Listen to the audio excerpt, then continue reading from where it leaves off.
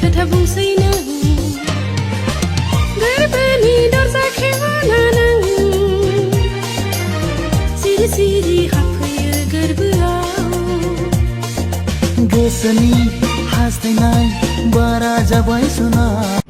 खुलुमबाय लोगोफोर, आं नोंसोरनि थाखाय मोनसे इनफरमेसन होनो सानदों। नोंथांमोना मोनसे अनलाइन आर्निं प्लेटफर्म लानानै फैदों।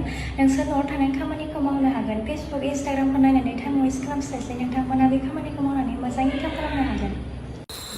नोंथांमोना नैबे स्क्रिनाव नुनाय जाफुं बसुमतारीनि बाय'आव मोनसे लिंक नुदोंना? बे लिंकआवहाय थुनानै नोंसोरो मोनसे फर्म मोनगोन।